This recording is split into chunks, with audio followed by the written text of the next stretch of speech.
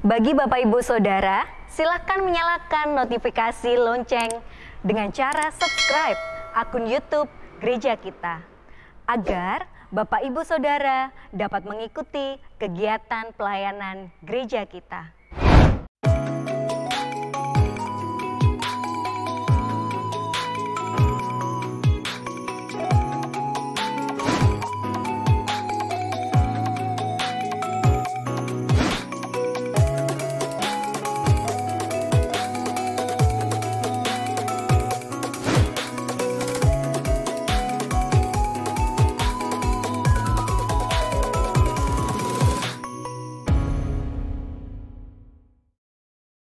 Shalom, hai, selamat datang di Get Money Talk Show. Untuk keperluan syuting kita lepas masker dulu, dan hari ini saya akan mengajak teman-teman semuanya untuk mengetahui sebenarnya banyak orang-orang yang terlibat di dalam gedung gereja ini, dalam setiap ibadah yang mungkin kita tidak bisa mengetahui peran mereka masing-masing. Tetapi tamu-tamu saya adalah orang-orang yang bisa dianggap orang-orang penting dalam setiap perhelatan acara di gereja. Nah, siapa tamu-tamu saya kali ini, dan tentunya kita akan bahas tentang apa? Saya bersama Pak Bambang Yulianto yang saat ini lebih akrab disapa dengan nama Pak B, begitu ya Pak B ya? Ya. Pak B, keperluan syuting kita lepas masker.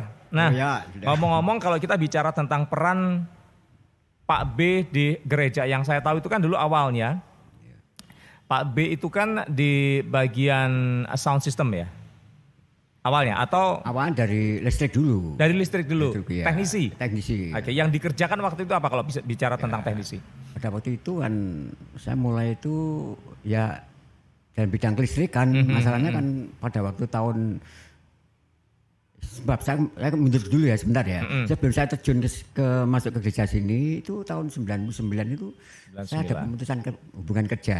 Oh, gitu. PHK tahun 99. PHK, lalu saya itu merasa tertarik, merasa terpanggil. Ya saya sudah masuk ke gereja. Tiap minggu datang kok sama anak-anak juga. Anak-anak masih kecil-kecil semua. Itu pemuda-pemuda yang sekarang, generasi sekarang itu juga masih kecil-kecil semua. Saya masuk, saya melihat di belakang itu pada waktu itu ada peletakan batu pertama. Ya. Sebelum gereja ini berubah ya? Iya, belum berubah itu. Di gereja lama? Saya ingat itu mengundang para tokoh-tokoh agama itu hadir pada peletakan batu pertama ada di belakang gereja. Yeah. Itu gedung mau dibangun. Itu Pak Kabul juga ada itu sana. Nah di situ saya merasa tertarik. Wah ini suatu saat pasti membutuhkan soal penataan kelistrikan. Okay. Nah itu saya sudah nganggur Mas, nganggur sampai 2 tahun lebih itu. Waduh, sedihnya luar biasa. Saya bukan mencari sesuatu, enggak. Saya ini memberikan kehidupan saya ya. Kepada Tuhan. Mungkin kalau saya boleh dipercaya di gereja pada waktu itu, saya siap dipakai Tuhan. Saya enggak mikir apa-apa. Tapi waktu itu sebenarnya Pak B melihat apakah memang ada trouble atau ada yang enggak beres sih masalah kelistrikan di gereja waktu itu, sehingga membuat Pak B itu terpanggil untuk mencoba untuk memperbaiki istilahnya kan masalah kelistrikan di gereja. Iya, dulu memang gereja itu sudah biasa normal ya. Kan setelah gereja ini dibongkar, otomatis kan amburadul semua. Betul. Nah, penataan itu masih betul. Nah dulu itu pada waktu itu ada pemborang namanya Pak Sony ya, yang di Wonosari. Oh iya. Ikut terlibat juga. Agus Karsono. Iya. Saya itu enggak tahu kok Pak Sony itu tahu-tahu mendekati saya. Pak Bambang minta tolong ya nanti dibenahi ya gereja kita itu.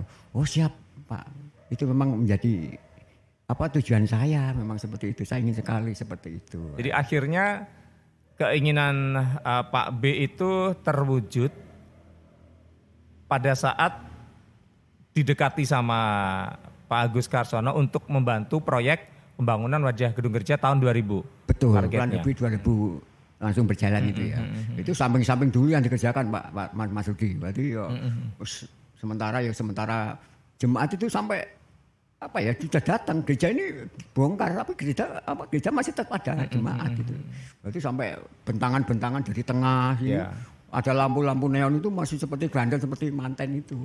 Wah, luar biasa itu. Perjalanan dari tahun 2000 sampai sekarang 2022 ada 22 tahun ya. 22 tahun. Proses yang dilalui sama Pak B dari mulai kelistrikan, kemudian teknisi, sound system, bahkan sekarang membantu di seksi sosial untuk membuat peti begitu kan. Tentu ada ada dinamikanya kan begitu ya. Ada dinamikanya itu maksudnya begini, habis dari listrik, kemudian sound system, kemudian bikin peti. Perlu belajar khusus nggak sih Pak B waktu itu? Ya sebetulnya itu enggak kok. Ya, karena coba-coba saja. Kalau kita mulai pertama kita harus punya angan-angan, wah sudah apapun itu pelayanan dipercayakan pada saya akan kerjakan. Enggak bisa apa-apa sebetulnya. Oh, saya itu gurunya aja Mbak Kamto kok. Pada waktu buat peti itu loh, itu Mbak Kamto guru saya gitu. Sudah Pak Ambang kalau sebetulnya saya dulu enggak mau loh. Kok gawe peti mati. Nah, itu kok liane ada pekerjaan liane. Tapi saya diberi kekuatan pada Mbak Kamto sampai semangat. Sudah, ayo. Nanti kasihan siapa yang meneruskan ini. Nah, ini saya punya cerita sendiri, Mas. Okay. Setelah saya menolak itu di Mbak Kamto, malah saya bermimpi, Mas. Apa itu mimpinya? Wah, mimpinya ngeri sekali. Sampai sekarang sampai terngiang-ngiang. Saya itu merasa dimasukkan dalam peti, Mas. Karena saya menolak itu tadi untuk melanjutkan karya Mbak Kamto ke depannya kan seperti itu. Nah, penggayaan gaya peti apa tuh Mbah? Aku cukup membantu Anda saja. Maksud saya seperti itu. Tapi Tuhan mungkin pakai seperti itu ya untuk memperingatkan saya bahwa ini loh sebetulnya yang harus kamu lakukan seperti itu. Dan itu yang menjadi titik balik di mana Pak B akhirnya mengambil keputusan untuk menerima apa yang diminta sama Mbah Kamto. Iya, akhirnya saya waduh ini berarti peringatan dari Tuhan. Mengapa saya harus tolak? Kalau itu memang bermanfaat untuk seluruh umat gereja, umat Getsemani sendiri seperti itu, Mas. Jadi tapi basicnya ngerti dunia pertukangan nggak sih? Misalnya kan kalau bikin peti kan ya mulai dari yang menggergaji, memaku segala macam kan bukan pekerjaan yang gampang, setiap orang bisa bikin kan Pak B. Iya, gini. Apakah Pak Kamto satu-satunya guru yang memang benar-benar bisa membuat Pak B ini merasa yakin akhirnya bisa membuat peti? Wah, gini tambahnya saya sebenarnya termotivasi dengan ayah saya. Ayah saya itu ya senang dandan itu senang. Dari dulu saya itu senang juga akhirnya ikutan sampai itu lele coba kamu belajar buat sendiri. Jadi sampai sekarang itu saya buat apa saja bisa, Pak. Itu mungkin talenta ya. Istilahnya cah lanang kok ora iso duduk-duduk. Ya iya, itu loh. Heran nanti gimana nanti ya. Itu saya kerjakan. Pak B, dari kelistrikan kemudian sound system, sebenarnya kan bisa dibilang memang ada korelasi, ada hubungannya. Tapi kan sebenarnya beda banget kan. Beda ya? banget. Terus kemudian sekarang di perpetian. Iya. Selain perlu belajar khusus tadi ada panggilan dari Tuhan, bermimpi, dimasukkan ke peti, kemudian membuat peti sendiri. Sampai sekarang tuh udah berapa lama sih? Ya kurang lebih kalau mau dihitung ya, saya itu membuat peti. Kalau ini jumlah peti ya, yang saya berikan itu hampir lebih daripada 500 peti yang saya buat. 500 peti. Mulai kurang lebih seperti itu. Waduh, saya tidak bisa bayangkan, Mas. Jadi saya ya sedikit banyak saya sudah mengirim mereka ke sana. Semoga nanti ketemu saya di sana. Sudah mengirimkan mereka ke sana, betul, ke sorga sama Tuhan Yesus ya ketemu di sana. Ya, ada perjalanan mistik gak sih Pak B? Misalnya orang tuh kalau bicara bikin peti berhubungan dengan jenazah atau mayat lah tanda kutip begitu ya. Orang pasti berpikiran ini pasti kan ada cerita-cerita mistik. Iya walaupun mungkin mistiknya bukan mistik horor kayak di film-film ya. Maka pernah gak sih misalnya Pak B itu di satu ketika mimpi atau mungkin pernah ketemu sama orang-orang yang mungkin merasa berterima kasih sama Pak B udah dibikinin rumah baru yang membawa mereka ke surga akhirnya begitu. Ya ini saya punya pengalaman yang waduh membuat hati saya itu deg-degan ya. Itu antara percaya dan tidak. Pada waktu itu ya kami itu saya suruh itu mau buat kopi di dapur ya gereja kantin dan pojok sana itu. Nah di situ di meja-meja itu sebetulnya tempat saya kerja untuk buat peti. Nah itu sebagian ada yang di gudang sebelah. Berarti sudah ada peti-peti yang sudah jadi juga. Di situ terjajar 2 itu karena belum laku ya. Maaf ya itu karena harus menunggu ya panggilan bukan nanti. Nah saya itu mencari dalam waktu itu Mbah Slamet ya. Mbah Slamet pekerja di sini ya. Setelah Mbak Kamto tidak ada, Mbah Slamet meneruskan. Saya tuh cari Mbah Slamet kok tidak ada. Lalu saya menengok ke gudang. Tahu-tahu di sana ada orang merokok, Mas. Wah ini Mbah Slamet, Mbah kan juga merokok kan juga. Tidak apa-apa lah. Mbah, saya bilang, Mbah, dia tidak berbicara sama sekali. Tapi ada asap yang mengepul di situ. Waduh. Saya jadi ini belakang ini merinding. Bulu kudu ini kok seperti meriah, ini tanda-tanda bahwa itu sudah tidak benar ini. Udah pintu saya tutup, saya lari Mas. Tapi Pak B waktu itu Pak Slamet sendiri sebenarnya mohon maaf masih ada atau sudah dipanggil Tuhan? Oh masih ada. Masih ada ya? Saya hanya perkiraan itu Mbah Slamet yang duduk di sana. Oh perkiraan? Iya seperti itu. Ternyata perkiraan. Ya itu. Okay. Ya. Mas B kembali lagi Pak B. Siap. Kalau sebelum di perpetian ini kan Pak B juga bisa dibilang tadi kalau produser saya bilang kan sebagai koster ya. Yang bersih-bersih buka gereja segala macam itu waktu mulai gereja ini sebenarnya sebelum dibangun ya. Iya. Membersihkan gedung gereja yang dulu dengan sekarang itu kan pasti berbeda. Beda. Timingnya, waktunya pasti berbeda. Kalau zaman dulu itu kira-kira butuh waktu berapa lama sebelum digunakan, sebelum jemaat datang untuk beribadah? Nah, itu jam berapa bangun? Itu bukan pada waktu nanti jam 7 atau jam 6 tepat, tapi sorenya harus kita persiapkan. Bersihnya sore. Iya, sorenya harus kita persiapkan seperti itu. Itu tidak dadak seperti itu enggak bisa seperti itu. Karena paginya mau ikut ibadah juga. Betul, ya. Terus abis itu pegang sound system. Sound system, Mbak. Itu pada waktu itu ngeri, Mas. Alat kita itu masih waduh, enggak karu-karuan. Pokoknya asal bunyi aja lah. Sampai saya itu aduh, kok ya Tuhan tolong nanti suatu saat kirim alat yang begitu luar biasa sehingga kemuliaan Tuhan itu betul-betul disiarkan di situ. Dan nanti. saya ingat kalau ada trouble, pasti langsung lihatnya Pak B. Iya, betul. Perasaannya gimana? Wah, rasanya itu ngeri, Mas. Waduh, rasanya kayak waduh, gue ya jadi sopora tuh katanya seperti itu.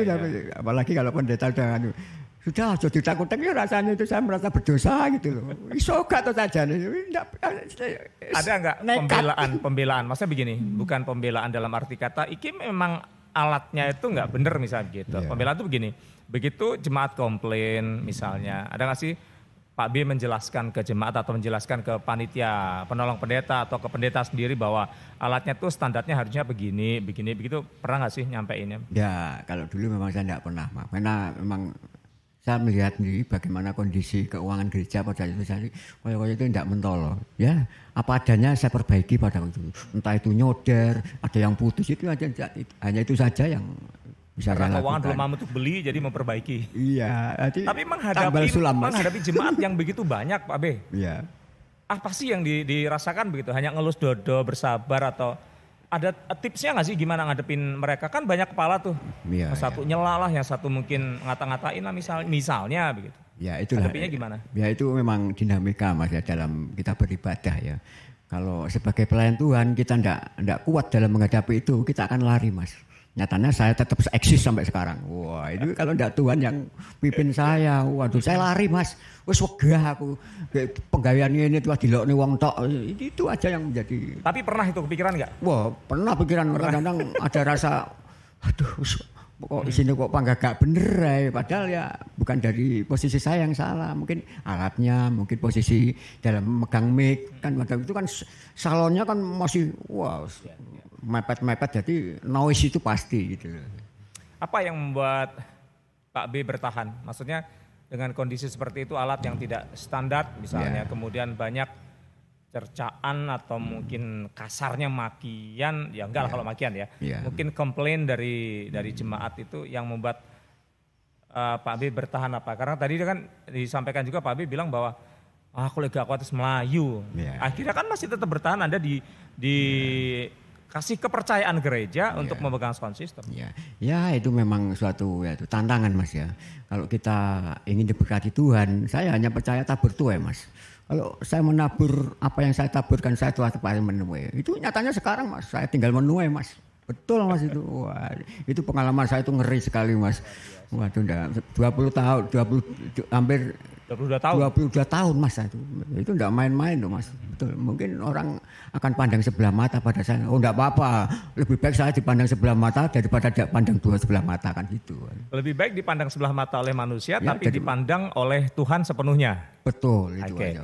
Pak B, memang tadi saya juga ngomong bahwa ini adalah tamu saya adalah orang-orang yang sebenarnya di luar perkiraan orang. Bahwa ini adalah orang-orang penting di mana yang menunjang keberlangsungan ibadah di gereja. peran keluarga sendiri seperti apa? Waduh, kalau saya secara pribadi dengan keluarga itu terus mendukung Mas ya. Sudahlah sampai istri saya itu ngomong, sudah Anda itu kalau sudah apa enggak usah ragu-ragu. Sampai ini sebagai kepala rumah tangga kok. Kamu harus menjadi contoh yang baik. No, enggak usah dipaan lah. Orang-orang yang enggak usah mikir kiri kanan enggak usah. Pokoknya jalan aja terus. Pak E kudu percaya. Suatu saat tepat pada waktunya Pak E bakal menikmati apa yang Bapak E idam-idamkan seperti itu. Oke. Saya garis bawahi. Pada saatnya nanti akan mendapatkan apa tadi yang dibilang sesuatu dari Tuhan begitu. Ya. Apa itu kira-kira? Ya seperti yang saya nikmati sekarang ya, ini memang belum 100% ya. Karena kalau kita apa itu untuk mencari sesuatu yang sempurna itu yang sempurna hanya Tuhan. Tapi di sini saya bersyukur karena ini tuan saya ya, mulai tuan ya. Bayangkan Mas, anak saya 3 Mas ya. Oke. Ya, 1 perempuan menjadi istri pendeta. 2 menjadi pendeta Mas. Wah enggak main-main itu kalau enggak Tuhan ya pelihara kehidupan saya sama Tuhan tahu enggak mungkin Mas. Yang ketiga ini jadi perawat. Wah ini sudah beda lagi nih. Ini mau tapi jalan, tetap melayani masyarakat. Tetap dia tetap setia. Dia pemuda juga muda. Wah itu lincah. Nah di sini Mas yang menjadi kebanggaan bagian seperti ini. Misalnya ya suatu saat saya sakit. Sing rawat enek, gitu. Sing dungakne enek, pas toh. Seperti itu Mas. Jadi, wah luar biasa Tuhan. Ya, yang pertama istri pendeta tapi juga lulusan seminari kan, begitu. Kan? Bisa dibilang pendeta juga sebenarnya. Iya, kan? Tapi apa namanya? Waktu yang dimiliki Pak B akhirnya ke keluarga itu kan terbatas ya. Iya, saya melihat sendiri dari pagi di gereja, kadang malam pun juga di gereja, gitu kan. Iya. Bagaimana Anda bisa membagi waktu yang 1 kali 24 jam itu lebih banyak di gereja daripada sama keluarga? Pernah nggak sih misalnya gitu anak-anak komplain, protes atau istri misalnya seolah-olah gereja itu adalah rumah, ya kan? Iya. Rumah itu adalah kos-kosan yang jarang sekali disinggahi begitu, hanya beberapa jam saja gitu. Pernah ada yang komplain kayak itu? Wah pernah ada orang yang mengatakan, Pak Bio orang nanti mulai manuk gereja. Itu betul itu. Wah, tapi di sini saya bersyukur istri saya itu waduh penuh pengertian juga. Dia memang pada waktu itu belum ada HP ya. HP itu saya punya HP itu jadul Mas, Motorola Mas. Wah itu saya dibel, Pak posisi di mana? Biasa, manuk gereja, neng gone ya seperti itu ya. Kalau enggak dia, oke, jadi enggak ada masalah dengan istri saya. Justru istri saya itu mendukung, kayaknya dengan sepenuh hati gitu. Itu ya, dengan adanya generasi-generasi muda, saya melihat kan juga di gereja. Betul. Itu kan untuk regenerasinya mereka juga yang mengerti tentang sound system. Betul. Apalagi sekarang kan Pak B juga masih pegang sendiri untuk pembuatan peti begitu ya. Betul. Sudah ada mulai melakukan regenerasi belum sih Pak B? Kalau untuk peti saya lihat kok belum ya. Iya, belum ini. Saya juga berdoa semoga ini saya sudah 60 tahun loh Mas. Oh 60 umurnya? 60 tahun. Gak kelihatan loh. Wow, masa 61 maksudnya. Puji Tuhan. Ya, itu saya itu berdoa semoga betul-betul ini buat peti ini tidak main-main Mas. Tidak seperti kita membuat pintu, buat meja kursi itu tidak Mas. Ini memang harus betul-betul ditekuni betul. Karena ini berhubungan dengan umat yang mau naik ke dalam kerajaan surga seperti itu. Mas. Sudah ada gambaran kira-kira siapa yang mau dijadikan regenerasi atau generasi penerus dari Pak B di peti aja dulu misalnya? Ya, ini memang belum ada.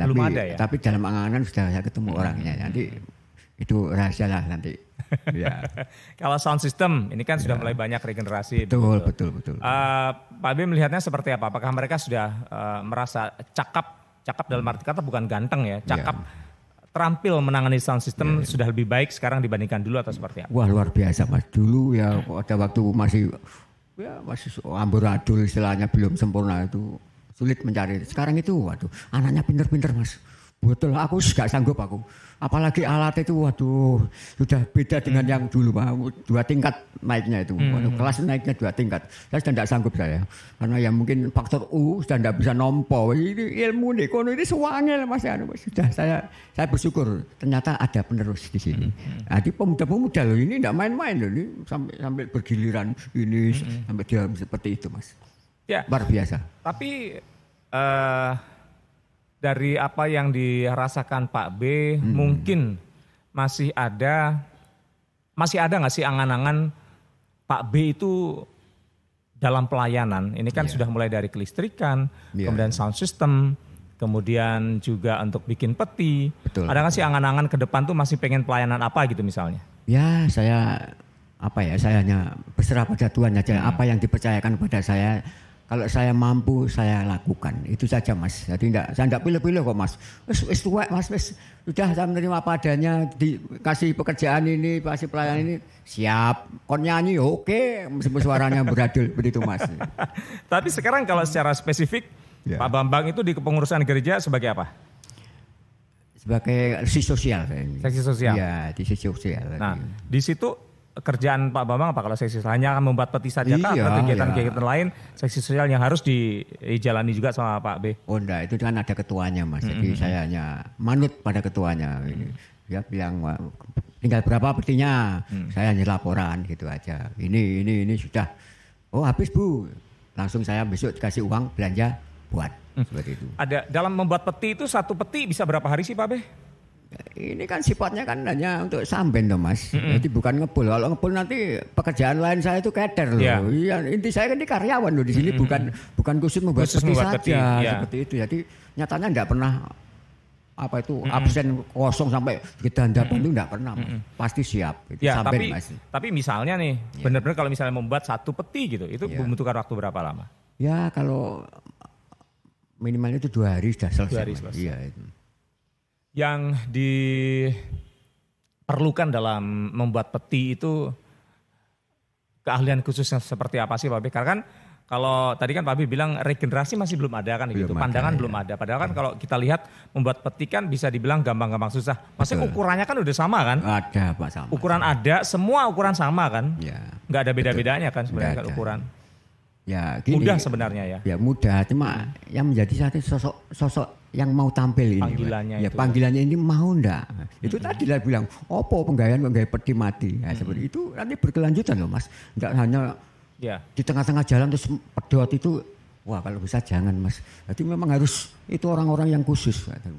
Enggak sembarangan Mas. Betul Mas. Pak B, kalau kita bicara tentang peti sekali lagi, walaupun tadi sudah diceritakan pengalaman mistik di kantin belakang, bukan berarti nakut-nakutin jemaat ya, jangan sampai nanti malam-malam ke sana. Iya. Tapi itu real, dari saya masih sekolah minggu, di belakang itu kan ada keranda dulu kan. Itu kan paling tempat yang ditakuti zaman-zaman saya masih remaja dan pemuda kan gitu kan. Iya. Nah, kalau dalam hal membuat peti, ini kan memang untuk mereka-mereka yang sudah dipanggil Tuhan begitu. Ada gak sih pengalaman yang sempat tadi saya tanyakan sebenarnya belum terjawab sih.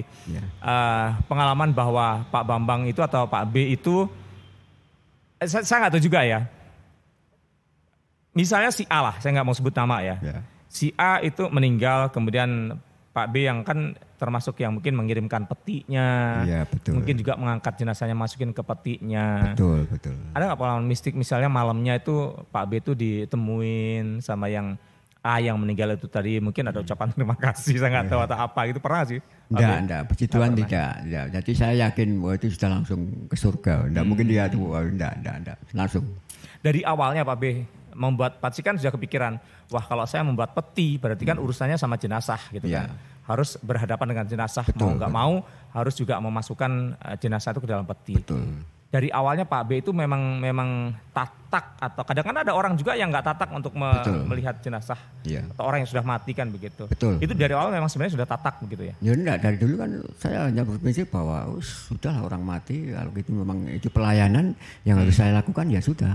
Enggak ada itu kok wedi kok kayak dimpeni, enggak Mas. Itu sudah saya diwanti-wanti sama Mbak Kanto, sudah jalani aja itu. Berarti dari tahun berapa lama? Ya 22 tahun itu Anda membuat peti atau? Ya belum ya 22 tahun itu saya masih membantu Mbak Kamto ya, mungkin 10 tahun lagi baru saya. Mbak Kamto meninggal, saya meneruskan seperti itu. Pak B untuk mencari bahan-bahannya untuk bikin peti itu mudah ya? Mudah sama sekali. Tidak ada ini channelnya. Tidak ada kendala sama sekali, betul. Tidak ada. Oke. Ya dari apa yang dikerjakan Pak B Kemudian anak-anak ini gini, masa gini, hal-hal yang dikerjakan Pak B itu kan kadang-kadang orang nggak pikiran ya. Iya. Harus saya tahu sendiri Pak B yang nyapu gereja lah, ngepel gereja lah kayak gitu. Betul ya. Ada nggak sih anak-anak yang protes misalnya, ngapain sih Pak mau menyempel gereja nyapu, malu misalnya gitu. Oh, iya, Apalagi mereka yang mungkin masih dalam masa pertumbuhan, Betul, gitu. Ketemu dengan teman-teman gereja lainnya Iya, kayak gitu. iya. Pernah nggak? Wah itu luar biasa anak saya itu, enggak punya ukuran sama sekali. Oh iya. Betul, itu pekerjaan saya seperti ngepel, buka pintu gereja, ya, pokoknya semua segalanya itu justru menjadi motivasi anak-anak saya. Oh. Anak-anak saya Yogi yang menjadi pendeta itu, Pendeta. bapak saya itu seperti ini, waduh saya harus, enggak mau ini loh, pekerjaan seperti ini loh, kok ya jadi inspirasi. Ya kadang kan disepelekan orang Iya, ya. enggak ya. masalah Mbak, enggak. Padahal itu justru yang membuat kita merasa nyaman di gereja. Nyaman Mbak, semua pekerjaan kalau dikerjakan dengan nyaman, aduh bebas Mas, aduh wis enggak ada pikiran apa-apa buan.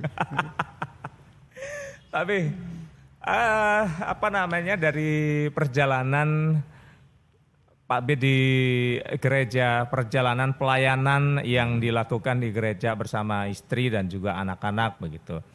Ini kan yang yang dua belum nikah ya. Yang Belum. anaknya yang satu Yogi pendeta itu kan baru ditahbiskan beberapa bulan yang lalu. Ya, doakan ini mau yang nomor 2. Oh gitu. Iya, Jangan lupa MC-nya harus saya. Ya, dari harapan anak-anak sendiri Pak B. Ya. Apa yang diharapkan, apalagi Magda sekarang juga masih kuliah begitu kan. Kemudian Yogi sudah jadi pendeta. Ya. Apa sih yang masih diharapkan dari Pak B itu ke anak-anak? Ya, saya hanya berharap pada anak-anak ya sudah jalani aja profesi Anda ya. Kalau menjadi pendeta, jadilah pendeta yang betul-betul pendeta yang tenanan, ojo pendeta abal-abal kan. Jadi ada pendeta durno kasarannya seperti itu. Jangan ini Anda mendapat tugas jadi beban bau Anda itu sebagai hamba Tuhan itu enggak ringan. Oh, memang sekarang anak-anak saya itu masih dalam taraf itu susah Mas sekarang. Kalau orang itu mau membuka ladang itu masih merangkak dulu Mas. Kita mencari sesuatu untuk membuka lahan. Itu memang harus seperti itu dulu. Enggak ada ceritanya jelek langsung enak itu enggak ada Pak. Ya. Saya mau berguru kalau gitu enak wis gak nyambut gawe juk-juk enak itu enggak ada. Langsung dapat gereja yang besar. Iya, enggak bisa. Saya enggak setuju nanti enggak akan mendidik, enggak akan jadi hamba Tuhan yang betul-betul. Pesan apa yang pernah Pak B sampaikan ke anak-anak? Ya, saya pernah pesan ya itu tadi ya. Sudah jalani aja hidup ini ya. Kalau sesuai profesi Anda, kamu harus fokus. Kalau nanti kamu sampai ya di tengah jalan itu nanti kasihan orang tua. Jadi sudah lakukan sajalah itu demi masa depan Anda. Karena masa depan mulai dididik dari Anda mulai sekarang ini. Kalau Anda enggak mulai start dari sekarang, Anda nanti akan menyesal ke depannya seperti itu Mas. Ada banyak hal yang bisa kita ambil obrolan kita di Get Talk hari ini, teman-teman. Jadi bukan saya mau ambil kesimpulan ya, tapi dari pelajaran yang disampaikan Pak B itu bahwa setiap pekerjaan pelayanan khususnya ya, Betul. apapun itu jangan memandang saya harus jadi ketua ini. Betul. Saya harus jadi ketua ini. Tetapi justru dari pekerjaan-pekerjaan yang mungkin orang nggak tahu, yang mungkin orang menyepelekan, justru itulah yang akan membawa berkat yang luar biasa buat Pak B ya. Terbukti 3 anaknya sekarang sudah bisa dibilang berhasil. Yang 1 jadi istri pendeta dan juga lulus seminari. Yang kedua jadi pendeta. Yang 1 ini sudah kuliah perawat. Pak B, mudah-mudahan pelayanan kita dan Pak B juga nanti akan terus tidak berhenti sampai Tuhan memanggil. Betul Mas. Dan Tuhan memanggil pada saat kita masih tetap melakukan pelayanan di gereja ini. Semangat. Sampai di sini dulu Get Talk kali ini bersama Pak B atau Pak Bambang Yulianto. Dan mudah-mudahan saya akan memanggil lagi orang-orang yang bisa menginspirasi kita semuanya untuk bisa menjadi gambaran bahwa sebenarnya tanpa mereka gereja ini akan tidak bisa berjalan dengan baik. Dari mulai kegiatan apapun itu ya yang ada di gereja ini. Dan sampai di sini perjumpaan kita hari ini di Get Talk. Saya pamit. Sampai jumpa.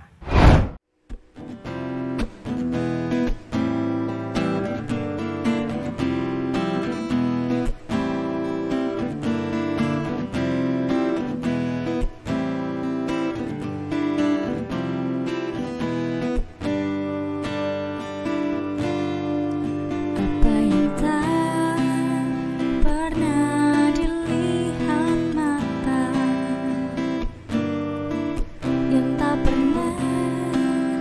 didengar telinga,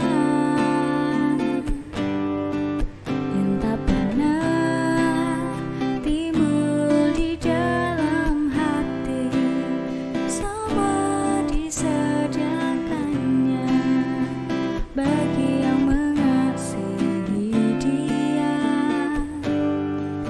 Allah sanggup melakukan segala perkara, dulu, sekarang, dan selamanya.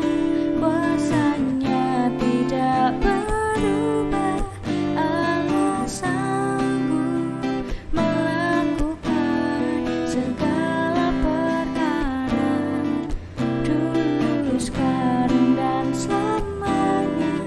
Kuasanya tak berubah.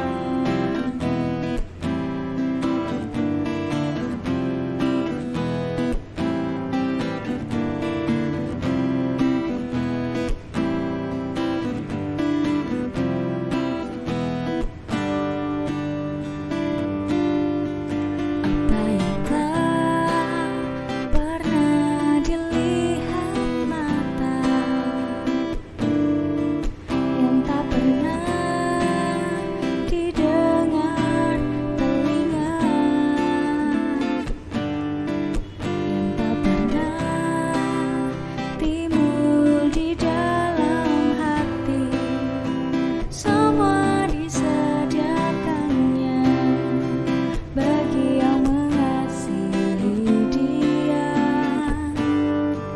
Allah sanggup melakukan segala perkara, dulu, sekarang, dan selamanya. Kuasanya tidak berubah. Allah sanggup melakukan segala perkara, dulu, sekarang, dan selamanya.